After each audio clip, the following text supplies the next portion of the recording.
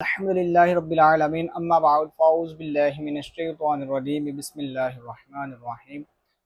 فرمان مصطفیٰ صلی اللہ علیہ وآلہ وسلم ہے کہ جس بندے نے جمعہ کے دن 80 مرتبہ درود پاک پڑھا تو اللہ عز و جل اس کے 80 سال کے گناہ معاف فرما دیتا ہے۔ صلو علی الحبیب صلی اللہ تعالی علی محمد صلی اللہ علیہ وسلم۔ آج کا ہمارا ٹاپک ہے غسل۔ جب کسی بندے پر غسل فرض ہوتا ہے تو ان کو پتہ نہیں چلتا ہے کہ کیا ہمارے اوپر جو سا غسل فرض ہو چکا ہے کہ نہیں ہو چکا ہے۔ آپ کو بتاتا چلوں کہ غسل جب فرض ہوتا ہے تو ان کے چند مسائل، چند واضحات یہ ہیں کہ جب بندہ سو رہا ہو تو اس کو احتلام ہو جاتا ہے، اس حالت پر بھی غسل فرض ہو جاتا ہے۔ تو جس پر احتلام ہوا ہو اس پر چاہیے کہ وہ غسل کرے، کیونکہ اس پر غسل فرض ہو چکا ہے۔ اگر جن لوگوں پر غسل فرض ہوتا ہے ان کو غسل کرنے کا طریقہ نہیں پتہ ہے تو اس ویڈیو میں آپ کو غسل کرنے کا طریقہ مکمل بتایا جائے گا۔ ہمارے پاکستان میں 80% لوگ وہ ہے کہ جن کو غسل کرنے کا طریقہ نہیں پتہ۔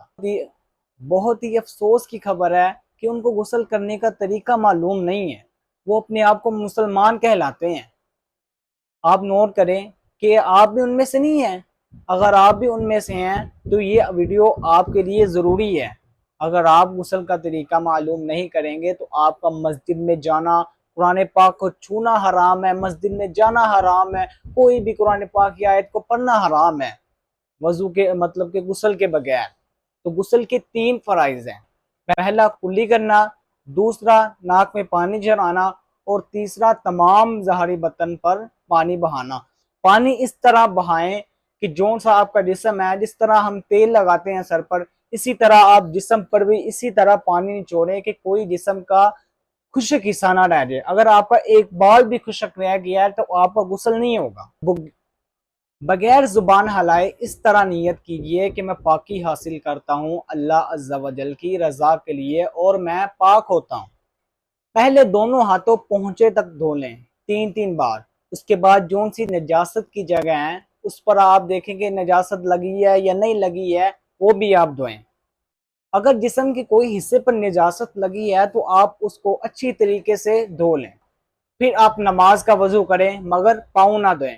بعض اوقات لوگ وضو کرتے ہیں غسل کا تو پاؤں دھو لیتے ہیں، تو پاؤں آپ نے نہیں دھونے۔ ہاں اگر آپ کسی چوکی وغیرہ پر نہانے جا رہے ہیں، وہاں پر اگر آپ لوگوں نے غسل کرنا ہے تو وہاں پر آپ لوگ دھو سکتے ہیں پیر، کیونکہ وہاں پر پانی موجود ہوتا ہے جس کی وجہ سے آپ نہا رہے ہیں یا غسل کر رہے ہیں، تو پانی وہ بہہ رہا ہے تو اس کی وجہ سے آپ کا غسل ہو جائے گا۔ اگر آپ جس جگہ پر نہا رہے ہیں پانی وہاں پر اکٹھا ہے، پانی آگے نہیں بڑھ رہا ہے، تو اس پانی پر آپ کا وضو نہیں ہوگا، کیونکہ وہ پانی سارا ناپاک ہو جائے گا۔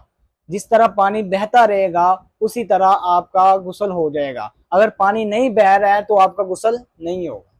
پھر اپنے تمام ظاہری بدن پہ پانی بہائیں، اس طرح بہائیں کہ تیل کی طرح بہائیں، کہ تیل کی طرح جسم پر پانی چپڑیں کہ کوئی حصہ خشک نہ رہ جائے، اور اپنے مطلب کہ بدن میں صابن وغیرہ بھی لگا لے۔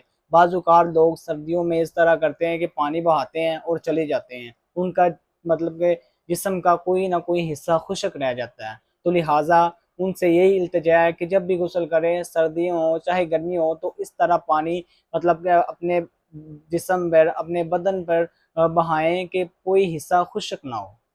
پھر 3 بار اپنے سیدھے کندھے پر پانی بہائیں، اور 3 بار دائیں کندھے پر پانی بہائیں، اور 3 بار پورے جسم پر آپ پانی بہائیں۔ پھر غسل کی جگہ سے آپ علیحدہ ہو جائیں۔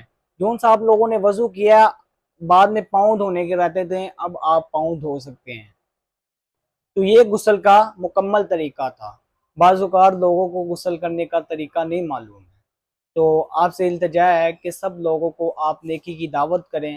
اگر آپ کی وجہ سے کوئی مسلمان غسل کرنے کا طریقہ معلوم کرتا ہے، اسے غسل اچھی طریقے سے کرنا آ جاتا ہے، تو اس کا جو سا ثواب ہے وہ آپ کو بھی ملے گا۔ یہ آپ امیجن کریں کہ غسل کے بغیر بندہ قرآن پاک کو ہاتھ نہیں لگا سکتا ہے، مسجد میں نہیں جا سکتا ہے، کوئی محفل میں نہیں بیٹھ سکتا ہے، کوئی آیات نہیں پڑھ سکتا ہے، وہ اس کے لیے حرام ہے۔ تو جس بھائی کو یہ ویڈیو اچھی لگی ہو لائک کرے، سبسکرائب کرے، اور یہ ویڈیو اس بندے کو شیئر کرے جس کو غسل کا طریقہ معلوم نہیں ہے۔